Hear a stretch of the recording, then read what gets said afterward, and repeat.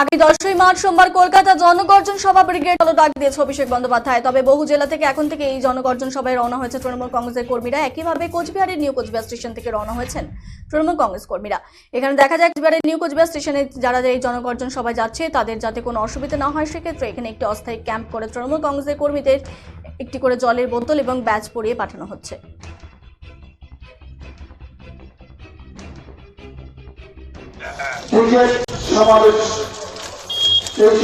জনগর্জন সভায় যাচ্ছেন, কি বলবেন, কি বার্তা?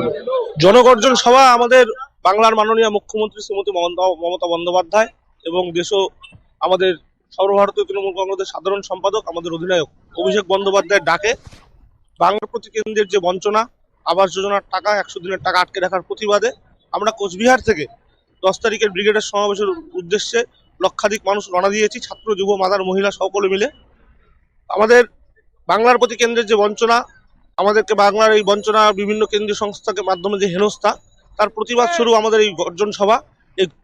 জনগর্জন সভা কোচবিহার থেকে ইতিমধ্যেই বলবেন।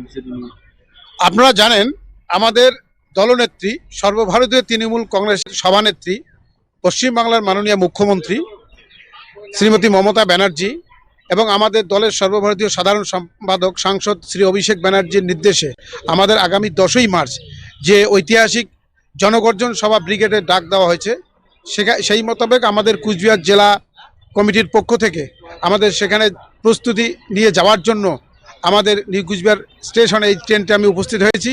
ইতিমধ্যেই উত্তরবঙ্গ এক্সপ্রেস বিভিন্ন স্টেশন থেকে এবং বিভিন্ন পার্সোনাল 40টি বাস কলকাতার উদ্দেশ্যে রওনা হয়ে গেছে।